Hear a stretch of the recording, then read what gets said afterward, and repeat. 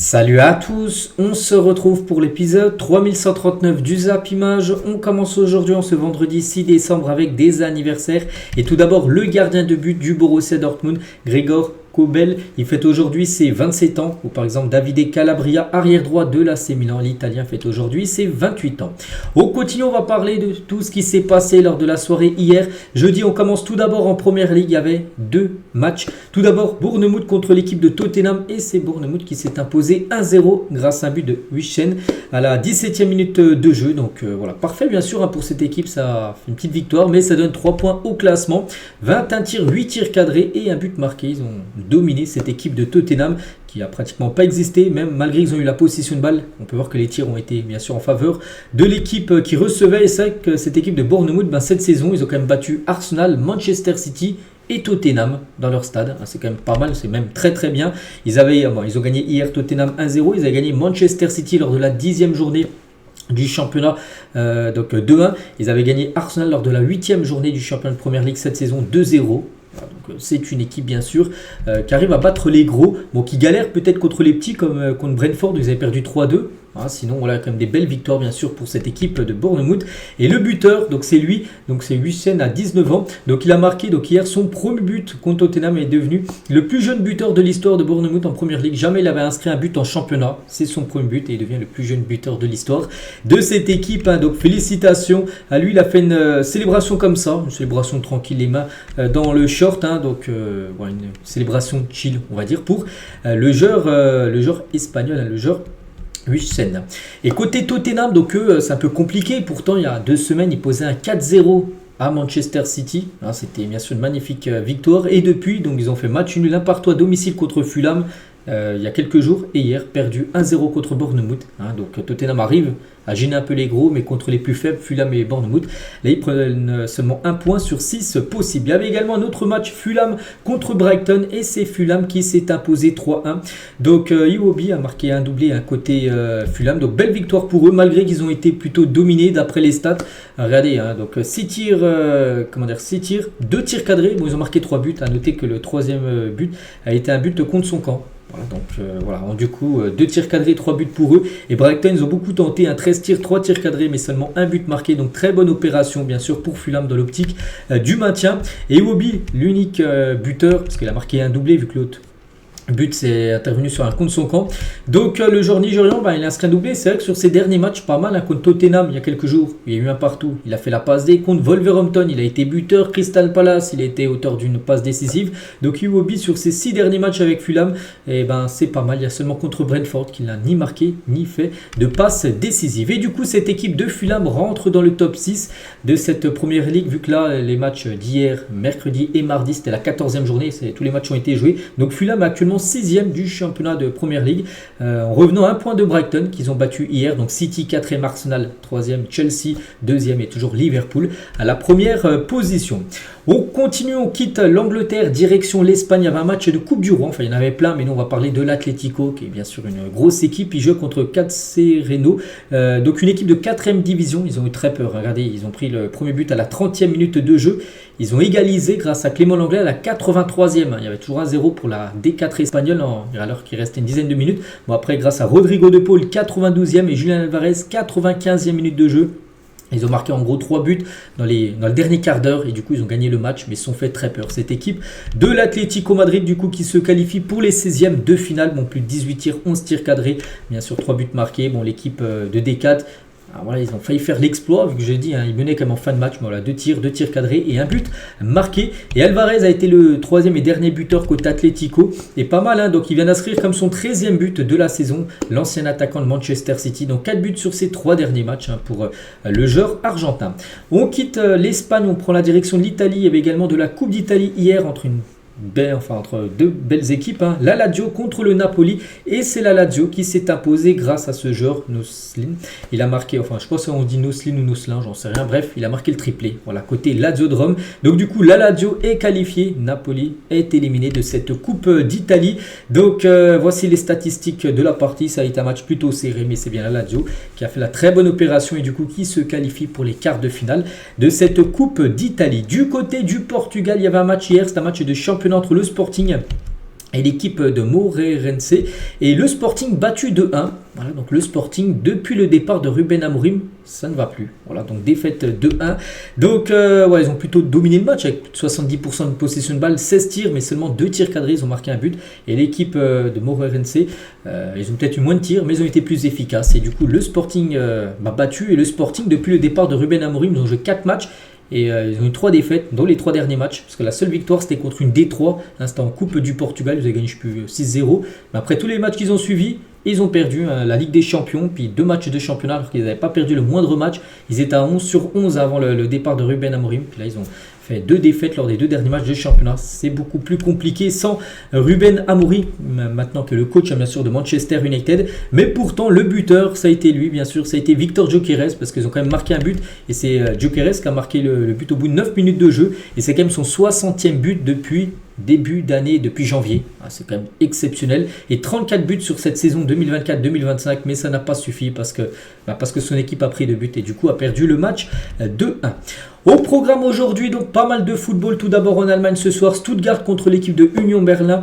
En Ligue 1, il y aura le Celta Vigo contre Mallorca. Du côté de la Serie A ce soir, il y a l'Inter Milan contre Parme, 18h30. L'Atalanta Bergame contre l'AC Milan. Là, c'est une très belle affiche. 2 équipes qui joueront en Ligue des Champions là dans quelques jours. L'Atalanta recevra le Real Madrid mardi, donc c'est pour ça qui joue vendredi, puis l'AC Milan joue également Ligue des Champions, je ne sais plus contre qui joue la semaine prochaine, mais voilà, il y a quand même des belles affiches du côté du championnat italien. Du côté de la Saudi Pro League, il y a aussi une très belle affiche, regardez à 18h aujourd'hui, Al Ittihad, le club de Karim Benzema contre Al Nasser, le club de Cristiano Ronaldo, donc retrouvailles Benzema-Ronaldo, aujourd'hui à 18h pour un match du championnat saoudien. Et en France aussi, grosse journée football, donc Lille-Brest à 19h, l'AG Auxerre, équipe promue contre le Paris Saint-Germain ce soir à 21h. Et également une journée de Ligue 2, donc on va être servi aujourd'hui niveau football. Et nous, tiens, on va parler des matchs du jour avec la Ligue 1 Lille-Brest tout d'abord. Et alors que le LOSC va affronter Brest, donc ce soir, les Dogs ont marqué quand même au moins un but lors de leurs 42 derniers matchs à domicile, toutes compétitions confondues. La stat est exceptionnelle, les 42 derniers matchs à domicile, ils ont à chaque fois inscrit au moins un but. On verra si ce soir cette série continuera du côté de Lille. Et Bruno Genesio, le coach lillois, il parle de Eric Roy, n'oubliez pas que les deux, Lille et Brest, sont Ligue des Champions, c'est pour ça qu'il joue ce soir pour avoir un peu de temps de repos avant les matchs la semaine prochaine. Donc il a dit, je pense qu'on est 2 entraîneurs qui aiment prendre en considération tout le monde, ceux qui jouent moins, ceux qui jouent pas, on se ressemble un peu dans le management. Voilà ce qu'a dit Genesio par rapport à Eric Roy, le coach de Brest. Et Bruno Genesio sur les fins de match de son équipe, parce que Lille en a beaucoup parlé ces dernières semaines, ils ont perdu beaucoup de points en toute fin de match, à chaque fois ils menaient, enfin souvent ils menaient. Puis en gros ils sont fait égaliser après la 90e. Il a dit, on pense trop aux résultats, on pense trop aux conséquences d'une victoire, il faut se concentrer sur le présent, sur ce qu'on a à faire. Et c'est vrai qu'essayer de mieux finir les matchs, parce que en championnat, comme j'ai dit, ils auraient dû prendre 6 points en plus alors qu'ils gagnaient les matchs, alors qu'ils se sont fait revenir. Donc du coup à chaque fois c'est 2 points de perdus par rencontre. Et côté brestois, donc ça c'est un coup dur pour le match de ce soir, parce qu'officiel Kenny Lala sera absent une dizaine de jours suite à une douleur aux ischio-jambiers derrière la cuisse, une petite pointe. Donc le défenseur français manquera le déplacement à Lille ce soir et le match de Ligue des Champions face au PSV. Donc voilà, il y aura un Brest-PSV la semaine prochaine, et du coup il ne sera pas présent, tout simplement. Kenny Lala, c'est comme un coup dur. Pourquoi? Parce que c'est le joueur le plus utilisé par Eric Roy. Il a joué quand même plus de 1425 minutes depuis le début de la saison. On va parler aussi du Paris Saint-Germain qui se déplace à l'AG Auxerre ce soir, et pour préparer le match, le déplacement en Autriche mardi en Ligue des Champions à Salzbourg. Et tout d'abord, Luis Enrique sur l'ambiance du vestiaire, il a dit, c'est curieux, elle est magnifique, exceptionnelle. Il dit que tout se passe bien. Pourtant on a entendu ces derniers jours qu'il y avait des tensions entre lui et certains joueurs, Dembélé, Kimpembe, Barcola, tout ça. Il dit que l'ambiance est très bonne. C'est lui qui a dit ça hier en conférence de presse. Le niveau professionnel est excellent. J'ai toujours fait les louanges de mes joueurs et de mon équipe. Je ne vais pas répondre aux rumeurs et aux mensonges qui sont énoncés. Voilà, déjà il a mis les choses au clair. Tout va bien du côté du Paris Saint-Germain. Il parle aussi des cas Randal Colomwani et Milan Skriniar, 2 joueurs qui jouent très peu à Paris. Il a dit, j'ai l'espoir que les joueurs qui jouent peu retournent leur situation. Si lorsque je vois l'entraînement me plaît, alors ils auront des minutes. On a l'impression que ce qu'ils voient de ces 2 joueurs à l'entraînement, ça ne plaît pas, parce qu'en gros ils jouent quasiment jamais. Ces 2-là qui pourraient certainement quitter le club parisien lors du mercato hivernal. Toujours avec Luis Enrique sur la suite en Ligue des Champions. J'ai dit, ce match très important contre Salzbourg où c'est victoire obligatoire, un nul, c'est quasiment, on pourra dire, l'élimination pour le PSG en LDC. Il faudra prendre 3 points en Autriche. Il a dit, en Ligue des Champions, nous avons encore 3 matchs à jouer et nous dépendons encore de nous-mêmes. Voilà, c'est vrai. C'est vrai que si le PSG gagne ses 3 derniers matchs, le PSG sera qualifié. Mais voilà, on sait que le PSG galère à gagner des matchs en Champions League ces derniers temps. Et Luis Enrique également en conférence de presse donc hier, hein, il a dit dites-moi quel est le club brésilien en lice pour la Coupe du Monde des clubs. Donc il a dit Botafogo. Alors nous serons dans la même poule. Hein. PSG Botafogo, c'est une certitude. En gros, c'est un journaliste parce qu'il parlait de la Coupe du Monde des clubs. Vu que le tirage au sort, ça a été hier soir. Et un journaliste lui a dit est-ce que vous connaissez un club italien qualifié à la Coupe du Monde des clubs? Il a dit Botafogo. Puis il a dit PSG Botafogo, ça sera une affiche. Et quelques heures plus tard, le PSG tombe dans le groupe de Botafogo. Donc il était visionnaire. Il savait déjà que le PSG allait affronter cette équipe qui a gagné la Ligue des Champions sud-américaine samedi dernier. Toujours avec le match du PSG ce soir à la JOCR, voici normalement le 11 de départ avec Donnarumma au but, hein, donc Nuno Mendes, Pacho, Marquinhos, Hakimi, donc la défense type, on va dire, voilà, c'est les meilleurs joueurs qui seront titulaires. Milieu de terrain, Neves, Vitinha, Zeremri et devant donc Barcola, Kanghini et Ramos. Donc Dembélé pourrait de nouveau être remplaçant, il avait été remplaçant contre Nantes, il pourrait de nouveau être remplaçant pour le match de ce soir, peut-être, parce qu'il va peut-être tester voilà, cette compo qui pourrait être le 11 de départ contre Salzbourg, parce qu'oubliez pas que Dembélé sera suspendu, il avait pris un rouge contre le Bayern, donc peut-être il veut essayer vraiment la compo qu'il utilisera à Salzbourg pour le match de ce soir. C'est pour ça peut-être Kanghini sera titulaire là, il sera titulaire également mardi. En Champions League, à noter le retour de Ramos, hein, bien sûr, hein, en tant que numéro 9. Et concernant cette rencontre, ça sera le déplacement le plus court du Paris Saint-Germain cette saison, enfin en Ligue 1. Donc 880 supporters parisiens, dont 600 ultras attendus, mais interdit d'accès au centre-ville d'Auxerre, ça qui a seulement 1h30 de route entre Paris et cette ville bourguignonne. On continue toujours avec le PSG, mais rien à voir avec le match de ce soir, mais plutôt la Coupe du Monde des clubs, parce que le tirage au sort a eu lieu hier. On va revenir sur tout ce qu'il y a à dire. Et tout d'abord, le groupe du Paris Saint-Germain, parce que le PSG est la seule équipe française engagée dans cette compétition. Donc le PSG hérite de l'Atlético Madrid, qui est une équipe qui avait battu Paris il y a quelques semaines en Ligue des Champions. Botafogo, les vainqueurs de la dernière Ligue des Champions sud-américaine samedi dernier, alors qu'ils avaient joué avec un joueur en moins. Ils ont pris un rouge au bout de 20 secondes de jeu, ils ont quand même gagné le match comme 3-1. Et Seattle Sounders, qui est une équipe, je pense, en Australie. Enfin, je suis pas sûr, hein, je sais même pas où c'est. J'en sais rien. Bon, bref, peut-être aux États-Unis, enfin, j'en sais rien. Bon, bref, voilà les 3 équipes qu'affrontera le Paris Saint-Germain. Donc Botafogo, le club de John Textor. John Textor est propriétaire de Lyon, mais il est également propriétaire de l'Olympique Lyonnais. Donc Textor est actionnaire majoritaire, affrontera le PSG cet été pour la Coupe du Monde des clubs 2025. Donc voilà ce qu'il y a à dire sur le groupe du Paris Saint-Germain. Bon, n'oubliez pas, c'est les 2 premiers qui se qualifient. Le PSG, pour moi, la place, hein, même s'il y a l'Atlético, Botafogo, mais pas que l'Atlético, le PSG les avait joués. Oui, ils avaient perdu 2-1, mais le PSG avait été au-dessus. Ils avaient eu énormément d'occasions. Ils s'avaient fait punir en fin de match parce qu'ils n'avaient pas réussi à marquer. Voilà, bon après avec le PSG, toujours on a l'impression que ça peut passer, puis à la fin du compte, c'est toujours à passer ou des fois ça passe pas. Au vu des équipes et l'effectif, pour moi le PSG doit se qualifier. Bon, on verra l'été prochain comment sera la situation, bien sûr, de Paris. Et concernant les autres poules, hein, donc le PSG dans la poule B, donc la poule A, ça sera l'équipe de Palmeiras, Porto, Al Ahly et Inter Miami. Tiens, l'Inter Miami de Messi jouera contre ces équipes-là. Le groupe C, le Bayern, en gros club, aura le Benfica, en équipe aussi européenne. Il y aura Boca Juniors et Auckland City. Dans le groupe D, il y aura Flamengo, Tunis, Chelsea, Club Léon. Il y aura le Real sera avec Al Hilal, hein, vraiment un beau groupe avec aussi Salzbourg, Manchester City. Qui sera avec la Juventus Turin. Tiens, ces 2 équipes s'affrontent en Ligue des Champions. Dans quelques jours, elles s'affronteront également lors de cette Coupe du Monde des clubs. Dortmund hérite de Ulsan, Mamelodi et Fluminense. Et l'Inter hérite de Monterrey, Urawa et River Plate. Je ne sais pas c'est lequel le groupe de la mort, j'en sais rien. Le groupe le plus costaud. Je sais pas, peut-être le groupe comme du PSG, hein. Pour moi le groupe du PSG comme costaud, avec l'Atlético, redoutable équipe, Paris et Botafogo, une équipe qui a gagné la dernière Ligue des Champions sud-américaine. Pour moi c'est peut-être le plus gros groupe, je pense, le groupe B, le groupe parisien. Et concernant des retrouvailles entre joueurs, entre équipes, tout ça, donc Neymar et Kylian Mbappé devraient se retrouver l'été prochain aux États-Unis, hein, parce que le Real Madrid affrontera l'équipe de Al Hilal, hein, tout en bas à droite, Real Al Hilal. Donc Al Hilal, il y a Neymar.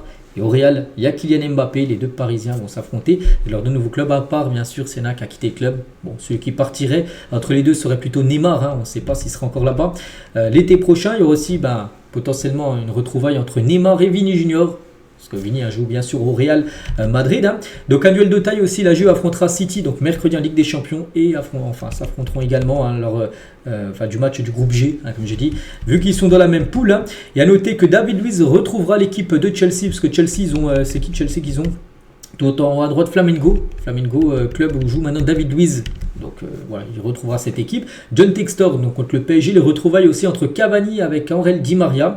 Voilà, c'est ça le charme de cette nouvelle Coupe du Monde des clubs. Voilà, n'oubliez pas que cette Coupe du Monde des clubs, ça ne sera pas tous les ans, ça sera après tous les 4 ans. Donc là, édition 2025, prochaine édition, ça sera l'été 2029. Et concernant le premier match, ça sera dans la poule A, ça sera le groupe de l'Inter Miami et le match d'ouverture, ça sera Al Ahly, donc une équipe qui a gagné je crois la dernière Ligue des Champions africaine contre l'équipe de l'Inter Miami, l'équipe de Messi. Ça sera dans le Hard Rock Stadium de Miami, le stade où joue je crois, je suis pas sûr qu'il joue dans ce stade là ou c'est un autre stade à Miami, mais ça sera à Miami la première rencontre de ce tournoi avec l'Inter Miami qui jouera contre le club égyptien. Et concernant toujours cette compétition, la Coupe du Monde des clubs, moi qui me hype, je ne sais pas votre point de vue. Bon après oui, ça fait plus de matchs pour les joueurs. C'est vrai que pour eux c'est pas super, mais nous qui regardons le football, je pense que c'est vraiment un beau truc à vivre, à regarder. Bref, officiel, le trophée de la Coupe du Monde des clubs. Bon, je l'ai déjà montré, mais pas encore officiellement, pas en vrai. J'ai montré des maquettes, tout ça. Il ressemble à ça. Il a été dévoilé hier par Infantino, par Ronaldo R9 qui était présent, bien sûr. Donc, il va être sublime, bien sûr. Qui remportera ce trophée? Donc, c'est pas tout l'ensemble. Il y a le socle. Nous, c'est juste le gros rond avec le truc FIFA. Voilà, ça sera ça, le trophée de la Coupe du Monde des clubs. On peut voir que Nasser, président du PSG, était présent hier pour ce tirage au sort. Et à noter aussi une info importante concernant cette compétition, donc il n'y aura pas de prolongation lors des matchs élimination directe de la Coupe du Monde des clubs en juin. Donc par exemple en huitième de finale c'est un partout, ça sera directement tir au but. Voilà, pour éviter une prolongation de 30 minutes. Voilà, donc ça sera directement tir au but si un match nul. Lors des matchs élimination directe, il y aura peut-être une prolongation peut-être en finale, mais pas lors des tours précédents. Donc voilà tout ce qu'il y a à dire sur cette compétition. Bon, c'est pas maintenant, c'est dans 7-8 mois, mais voilà, ça, on en reparlera bien sûr beaucoup quand elle arrivera. On continue donc avec toute autre chose. On va prendre la direction de la Première Ligue et les nommer pour le titre de joueur du mois en Première Ligue. On a le choix entre tous ces joueurs-là. Bon, je ne vais pas tous les citer, vous les connaissez tous bien sûr. Et qui mérite le plus? C'est simple, regardez les statistiques pour le mois de novembre. On peut voir le nombre de matchs joués, par exemple pour Matheus Cunha, genre de Wolverhampton, il a joué 4 matchs, il a marqué 3 buts, 3 passes D. Donc voilà, décisif 6 fois en 4 matchs, donc il peut être bien sûr un favori pour le remporter. Salah aussi, donc 3 matchs joués, il a marqué 4 buts, 1 passe D. Voilà, Salah aussi, ça pourrait jouer avec lui. Je pense que ça va jouer entre Cunha et Salah parce que c'est eux qui ont les meilleures statistiques.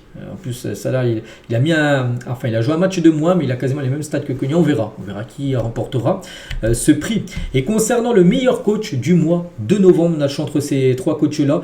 Donc Urzeler, donc le coach de Brighton, O'Neill, le coach, je ne sais pas c'est qui, en Wolverhampton, et Ancelotti. Je pense qu'il y a des chances que ça soit Ancelotti parce que lors du dernier mois, je crois qu'il a tout gagné avec l'équipe de Liverpool. On continue, on va parler de Lionel Messi qui a un message pour les supporters du FC Barcelone, un message pour les culés, donc en gros les supporters du Barça. Vous me manquez beaucoup, j'espère que nous pourrons nous revoir bientôt. Soyez fiers de faire partie du meilleur club du monde. Voilà un petit message parce qu'il est interviewé par Mundo Deportivo. Et Messi, toujours dans cette interview de Mundo Deportivo, raconte les 2 personnes qui ont le plus d'impact dans sa carrière. Tout d'abord, Pep Guardiola, car je l'ai eu comme entraîneur pendant de nombreuses années et nous avons réalisé des choses incroyables, bien sûr, du côté du Barça quand c'était la version Prime. Et aussi Ronaldinho, pour la façon dont il m'a reçu, comment il m'a aidé à mes débuts, parce que Ronaldinho, c'est lui. Voilà, quand lui il était déjà une légende bien sûr au Barça et la première fois que Messi a joué au FC Barcelone, donc il y a Ronaldinho qui jouait, il l'avait pris sous son aile en mode grand frère Ronaldinho, donc voilà c'est les 2 personnes qui l'ont plus marqué du côté du FC Barcelone. On va parler de Van der Vaart, donc ancien joueur du Real Madrid. Il a dit au Real, si nous gagnons 6-0 et que Ronaldo ne marquait pas, il n'était pas content, il était égoïste. Voilà ce qu'il a pu dire sur Cristiano Ronaldo qu'il avait côtoyé à l'époque. Et CR7, les gars, il a répondu par rapport à cette déclaration. Qui est ce type? Regardez, Ronaldo sur son compte Instagram où il a plus de 600 millions de followers. En gros, qui est cette personne en parlant de Van der Vaart? Alors qu'il le connaît bien sûr, mais voilà, il a un peu critiqué en disant voilà, que même si le Real gagnait 6-0, vu que lui il n'avait pas marqué, il était dégoûté. Voilà, en gros, le petit clash entre CR7 et son ancien coéquipier au Real. Tiens, toujours avec le Real Madrid, on va parler de Kylian Mbappé.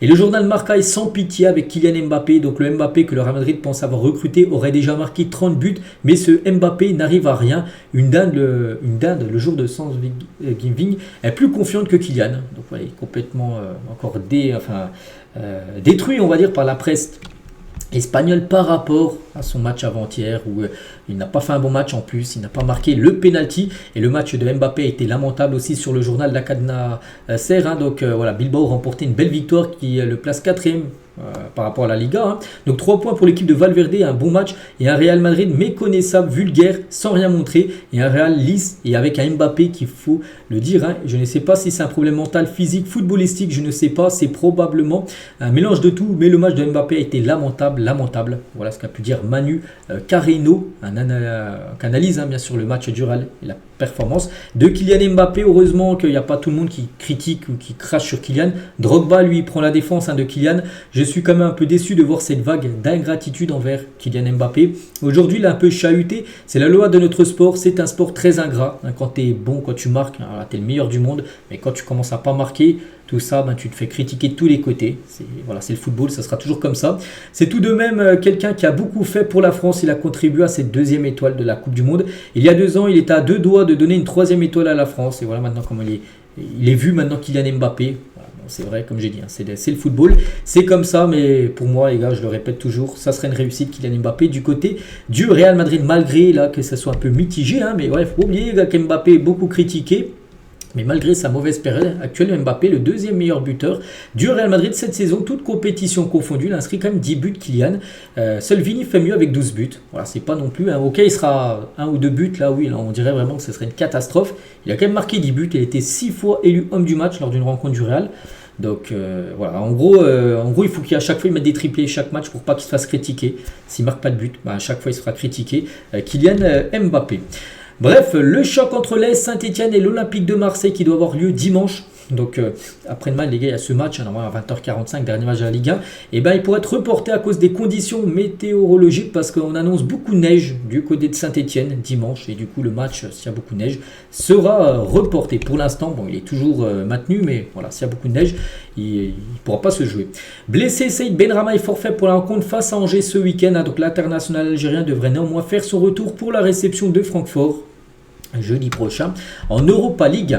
On va parler d'un match entre Southampton et Chelsea. Chelsea s'est imposé 5-1, c'était avant-hier en Première Ligue. A noter que lors du match entre Southampton et Chelsea, le capitaine anglais de l'équipe de Southampton, Jack Steffen, a été exclu avant la mi-temps pour avoir tiré les cheveux de Marc Cucurella. On peut le voir là. Il a pris ses cheveux, il l'a tiré, carton rouge direct pour le joueur. Donc du coup, ils ont fini à 10 contre 11 cette équipe de Southampton. L'OGC Nice devrait faire son 12 joueurs face au Havre ce samedi. Donc demain, il y a un Nice, le Havre. Regardez, tous ces joueurs sont blessés. Dante, on a parlé, il s'est fait opérer, il est blessé pendant 5 à 6 semaines, donc quasiment un mois et demi. Donc voilà, tous ces joueurs sont actuellement indisponibles du côté de Nice. Le club, l'équipe est complètement décimée. Et 12 joueurs professionnels étaient présents ce midi à l'entraînement de Nice, dont 3 gardiens. Voilà, en gros, ils doivent prendre des joueurs de l'équipe B, voilà, pour mettre dans le groupe. Donc voilà, ça sera une équipe vraiment très remaniée demain pour la rencontre contre le Havre. Le Barça tente d'inscrire Daniel Olmo dans son effectif en activant un nouveau levier économique. Les Blaugrana négocient actuellement la vente des loges VIP sur 20 ans contre 200 millions d'euros. Voilà, parce que le Barça, malgré qu'ils ont signé un gros accord, un gros contrat avec Nike, il faut encore récupérer de l'argent un peu partout. Et ils pourraient lever un levier économique, voilà, en gros, vendre les loges VIP du Camp Nou pour 200 millions d'euros pour les 20 prochaines années. Voilà, grâce à cet argent, tu pourrais faire signer des joueurs et enregistrer Daniel Olmo pour la deuxième partie de saison, parce qu'il est enregistré jusqu'à janvier, puis après il faut le enregistrer auprès de la Liga, et pour l'instant ce n'est pas le cas. Pierre Sage sur un éventuel retour de Corentin Tolisso en équipe de France. Il a dit c'est un travailleur acharné qui a affiché ses ambitions personnelles en début de saison. Je suis persuadé qu'il pourra prétendre à une place en équipe de France si ses efforts se poursuivent, parce que c'est vrai qu'on en parle peu, mais Corentin Tolisso nous fait une saison XXL du côté de Lyon. Et voilà pour son coach, donc s'il continue comme ça, et si Deschamps regarde les matchs de Lyon, il pourrait peut-être faire son retour en équipe de France. N'oubliez pas, la prochaine trêve sera seulement au mois de mars, et tant mieux. Habib Beye est l'une des pistes de Nantes pour le poste d'entraîneur, parce qu'actuellement c'est Antoine Comboiré, mais on sait qu'à tout moment il peut se faire virer. Donc oui, ça lui a fait un peu une bouffée d'oxygène, le match nul, le point pris au Parc des Princes la semaine dernière, vu qu'il restait sur 4 défaites d'affilée. Mais Nantes, si ce week-end il n'y a pas de victoire, attention pour Comboiré. Donc voilà, on parle de pas mal de coachs. À Conceição aussi qui est ciblé, aussi Habib Beye qui n'a toujours pas de club depuis son départ du Red Star. Officiel, le report du match Valence-Real Madrid a été fixé le jeudi 2 janvier 2025. Voilà, ça sera le premier match du Real Madrid pour la nouvelle année 2025. Ce match aurait dû avoir lieu il y a à peu près un mois, mais vous savez, par rapport aux inondations, le match n'a pas pu être joué, ce qui est totalement logique. Du coup, on connaît la date, jeudi 2 janvier, 21h sera cette rencontre. Voilà, donc il y a un match le 2, il y a un match le 5, il y a un match le 8 pour le Real. Ils vont déjà jouer en l'espace de Les 10 premiers jours de 2025 ont déjà joué 3 matchs à Real Madrid, avec 9 matchs au programme pour le mois de janvier. Et toujours tiens avec le Real Madrid, voici à quoi devrait ressembler le 3e maillot du Real Madrid la saison prochaine. Magnifique maillot, un maillot en plus avec le logo Adidas vintage, un maillot de couleur bleue. Voilà, ça devrait bien être ça. Et toujours avec les maillots de foot, le FC Versailles dévoile aujourd'hui leur 3e maillot produit par Kappa. Un très beau maillot aussi pour cette équipe de 3e division française. Des nouvelles de Eduardo Bové, vous savez ce joueur, on a eu très peur pour lui dimanche dernier lors du match entre la Fiorentina et l'Inter. Donc ne pourra sans doute plus évoluer en Serie A à la suite de son malaise cardiaque survenu dimanche face à l'Inter. Le joueur de la Fiorentina va se faire opérer et la pose d'un défibrillateur interne est envisagée. Donc comme Christian Eriksen, souvenez-vous à l'époque, quand il jouait, parce que Eriksen quand il avait eu ça lors de l'Euro 2021, il jouait à l'Inter et du coup il n'avait pas pu jouer en Italie, parce qu'en gros tu peux pas après, parce que tu peux pas jouer avec un pacemaker dans le championnat italien, donc il ne pourra plus fouler les pelouses italiennes car la législation sportive du pays interdit la pratique du sport de haut niveau aux porteurs d'un pacemaker. Il devrait porter ça. Un pacemaker, voilà, en gros. Donc il ne pourrait plus jouer en Serie A. C'est pour ça qu'après Eriksen était parti, je ne sais plus, il était parti à Manchester, mais il est parti aussi un peu ailleurs. Donc voilà, concernant Eduardo Bové, on ne le verra plus du côté de la Serie A. Mais déjà une bonne chose pour lui, une bonne nouvelle, c'est déjà que c'était plus de frayeur que de mal, parce qu'actuellement il va bien. On va parler d'un autre joueur de la Fiorentina, c'est Moschin, les gars, 24 ans, est littéralement en train de renaître cette saison avec la Fiorentina. Il dépasse déjà ses standards alors qu'on est qu'en décembre. Donc là, cette saison, il est déjà à 13 buts en 16 matchs. Saison dernière, les gars, 0 but en 20 matchs. Il n'avait pas marqué le moindre but. Et là, il en a marqué 13. La saison d'avant, il a marqué 8, 6. Bon, 19, là, c'est quand il est au PSG en 45 matchs. Il avait pas mal joué. 19 buts. C'est la meilleure saison en termes de stats. Sinon 2, 7, 4. Et là, il est déjà à 13 buts. Donc voilà, c'est bien. On est très content pour Moschin. Et regardez, c'est officiel, Moschin est élu joueur du mois de novembre en Serie A. L'attaquant italien réalise un excellent début de saison avec la Fiorentina et comptabilise 9 buts et une passe D. Donc j'ai dit, donc c'est 13 buts en 16 matchs, mais voilà, 9 en championnat. Et les autres ont été inscrits par exemple soit en Coupe d'Italie ou par exemple en Coupe d'Europe. Le Bayern Munich fait des progrès significatifs dans la prolongation d'Alphonso Davies, un joueur en fin de contrat, en fin de saison. On ne sait pas s'il allait rester, partir, peut-être au Real, tout ça. Mais du coup, le Bayern, les gars, se dit on va peut-être le prolonger. Donc le Canadien fait des concessions salariales importantes parce que lui, en gros, il voulait prolonger, mais il demandait un salaire de fou. Le Bayern a toujours dit non, on propose ça. Donc là, en gros, il a revu son salaire à la baisse. Et du coup, pour le Bayern, c'est OK. Donc voilà, d'autres discussions cruciales devraient avoir lieu avant Noël pour voir s'il va prolonger ou non. Donc s'il venait à prolonger, il n'irait pas au Real Madrid où il a annoncé quand même depuis pas mal de mois. Bilbao est devenu le seul club à battre le Real Madrid et le Barça en 2024. Victoire 2-1 le 4 décembre de Liga contre le Real Madrid, donc Bilbao, donc avant-hier. Et victoire 4-2 le 24 janvier, en tout début d'année, en Coupe du Roi contre le Barça. Voilà, c'est le seul club à avoir battu le Barça et le Real Madrid sur cette année 2024. Pour la 3e fois consécutive, la Bundesliga a obtenu le milliard d'euros par saison en renégociant ses droits TV en Allemagne. Donc le montant est précisément 1 milliard 121 millions d'euros par saison pour le cycle 2025-2029 pour une diffusion sur Sky et DAZN. Voilà, c'est par rapport aux droits TV, par exemple en France, souvenez-vous, la Ligue 1, Vincent Labrune espérait le milliard, donc c'était pas du tout le milliard, ça a été fixé à, je crois, 500 millions à peu près. Donc en Bundesliga, les gars, c'est 1 milliard 121 millions d'euros les droits TV. Voilà, parce qu'il est plus passionnant, en gros, le championnat allemand, d'après les chiffres. Donc c'est sur chaque saison 1 milliard. Donc voilà, sur le cycle 2025 jusqu'à 2029. Rulli donne son secret pour les pénaltys. Il a dit, c'est un peu de l'intuition. Parfois je sens que je dois partir d'un côté plutôt que de l'autre. Je regarde aussi beaucoup la course d'élan. Des petits indicateurs me permettent de choisir s'il faut plonger à droite, à gauche ou rester en plein milieu. Des fois c'est le meilleur choix. Donc voilà, parce que c'est un gardien qui fait pas mal d'arrêts sur les pénaltys. Tiens, en parlant d'un gardien qui a fait un arrêt sur un pénalty, celui d'Mbappé arrêté. Donc Julen Aguirrezabala sur le pénalty arrêté face à Kylian, il a dit je n'avais pas de préférence de qui allait le tirer car ils ont chacun leur truc. Si ça aurait été Bellingham, donc Bellingham regarde davantage le gardien. Mbappé, lui, je savais où il allait tirer. Voilà, il savait déjà où il allait tirer, c'est vrai, parce qu'il a plongé où a tiré Kylian Mbappé lors du match contre Bilbao. Et toujours avec Kylian Mbappé, ancien joueur du Real Madrid, Guti revient sur les pénaltys de Kylian. J'applaudis la décision qu'il a prise de le tirer. Il l'a toujours fait ici avec la France ou avec le PSG, même s'il a raté celui de Liverpool. S'il y en a un autre, il faut le prendre, même si c'est vrai qu'il est mal tiré. C'est vrai que son pénalty n'est pas super bien tiré. Avant, c'était peut-être aussi, il n'est pas en confiance, par exemple au PSG. Avant, il plaçait les gars le ballon sous la barre transversale, que maintenant Il veut tellement assurer, cadrer qu'il tire quasiment, parce que là il est quasiment au milieu. Regardez les gars, le gardien au milieu il plonge, il va l'arrêter là, c'est peut-être un mètre juste à côté du milieu. C'est mal tiré.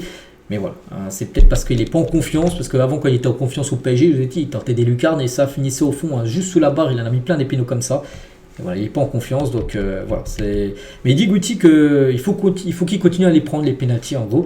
Kylian Mbappé pour les prochains, bon pas sûr, hein. Je pense que c'est à Vini, je pense que ça sera lui quand même qui les prendra. Bref, et toujours avec Kylian après son pénalty, toujours raté mardi, Mbappé s'est aussi confié à plusieurs cadres du vestiaire, hein. Il leur a signifié son envie déterminée de réagir et de devenir le véritable leader de ce nouveau projet. Ce changement d'attitude a été très bien perçu et tout le monde attend de retrouver la meilleure version bien sûr, hein, de Kylian Mbappé. On continue, on va parler de Manuel Neuer qui a pris un carton rouge contre le Bayer Leverkusen, hein, c'était en Coupe d'Allemagne, et bien suspendu 2 matchs en Coupe d'Allemagne, donc le gardien du Bayern était sanctionné de 2 rencontres. Voilà, donc la prochaine rencontre Coupe d'Allemagne, donc ça sera l'année prochaine, enfin saison prochaine vu que les sont éliminés, et ben il sera suspendu pour les 2 prochains matchs. On va parler aussi d'une chose qui pourrait changer. Il serait énorme dans le football, hein. Donc en gros les législateurs du football veulent instaurer une nouvelle règle, donc donner un corner à l'autre équipe si un gardien n'a pas dégagé le ballon en moins de 8 secondes. C'est-à-dire, des fois les gardiens ils prennent le ballon, ils gardent la balle avant de dégager, ils prennent 10, 15 secondes. Il y a des gardiens, ils peuvent prendre 12, 13 secondes à tirer. Donc en gros, si au bout de 8 secondes, tu n'as pas dégagé le ballon, tout simplement, c'est un corner pour l'autre équipe. Voilà, donc testé en Angleterre avec le U21, cette initiative affiche de bons résultats pour lutter contre la perte de temps volontaire. Donc tout est dit par rapport à ça. Bon, on n'a pas dit encore que ça allait se faire officiellement. Il faut que l'IFAB, ceux qui font en gros les nouvelles lois dans le football, valident ça. Et peut-être ça sera un changement, comme ça a été le cas avec la VAR, comme ça a été le cas avec des 3 à 5 changements qui est passé. Peut-être ça pourrait devenir aussi présent, on va dire, dans le football très prochainement.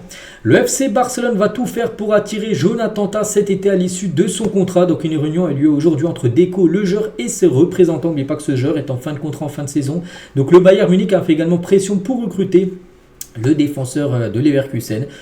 Voilà, donc le Barça et le Bayern intéressés par Jonathan Tah. Concernant Donnarumma, donc la prolongation de contrat de Donnarumma au PSG est en stand-by. Donc les performances du gardien ne sont pas en adéquation avec la hausse du salaire réclamé, estiment les dirigeants parisiens, parce que lui, il a un contrat jusqu'en 2026. N'oubliez pas qu'il est arrivé libre au PSG en 2021.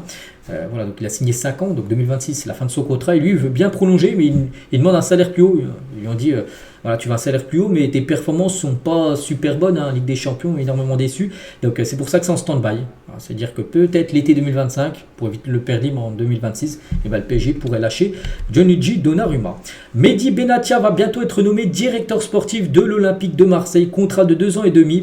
Actuellement, il est plutôt conseiller du côté de Marseille, mais il va changer de rôle, directeur sportif. En gros, c'est lui qui va gérer la cellule recrutement du côté du club marseillais. Regardez les statistiques de Mesut Özil en première ligue et de Cole Palmer. On peut voir que les deux sont quasiment au même nombre de buts. Özil a marqué 33 buts, Cole Palmer 31 buts. Mais voilà, Özil a joué quand même 3 fois match de plus que Cole Palmer. C'est quand même exceptionnel pour montrer que Palmer a un meilleur ratio en gros que Mesut Özil. Des nouvelles d'Hakim Ziyech, un joueur du Galatasaray. Donc il est pisté par le Stade Rennais pour un transfert en hiver. Donc voyons une opportunité de regagner plus rapidement la sélection marocaine. L'attaquant du Galatasaray est tenté par ce challenge, donc ce serait une très bonne nouvelle pour le Stade Rennais s'il trouve la version prime d'Hakim Ziyech. Les gars, c'est un magnifique joueur, donc on verra. C'est vrai que là il y a le mercato hivernal qui va avoir lieu très prochainement, et pourquoi pas, ce serait un très beau renfort pour le club breton. Concernant Xavi Simons, un joueur du Paris Saint-Germain prêté au RB Leipzig, donc il quittera Paris l'été 2025. Donc regardez quand même les clubs intéressés. Donc il intéresse le Real Madrid, le Bayern, Arsenal et le Barça et Leipzig bien sûr qui souhaiterait encore le conserver et l'acheter définitivement. Donc son prix est actuellement aux alentours des 80-90 millions d'euros.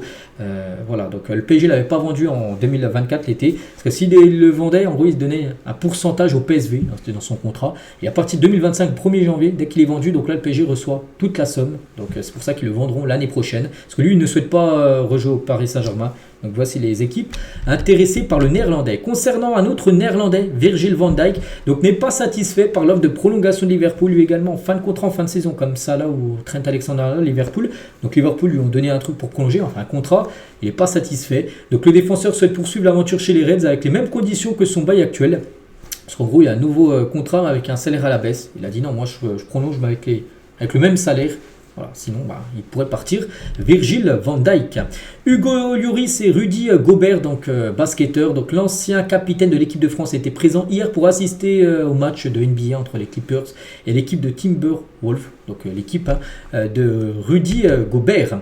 Et on finit aujourd'hui les gars avec l'équipe de Bastia qui dévoile un nouveau 3e maillot et il est tout simplement magnifique pour cette équipe corse. Voilà, normalement c'est en bleu, donc un maillot noir pour cette équipe de Bastia et qui on finit avec eux aujourd'hui. Donc voilà les gars, tout ce qu'il y avait à dire, j'espère que ça vous a plu. Donc nous on se retrouve bien sûr demain samedi pour le prochain numéro. Et aujourd'hui les gars, sur ma chaîne secondaire je sortirai un after zap image, ça fait longtemps que je n'ai pas sorti, j'en sortirai un tout à l'heure. Donc voilà, si vous voulez avoir d'autres infos, ça sera sur ma chaîne BizBizPlus. Allez, je vous laisse, je vous souhaite une bonne journée et à plus tard.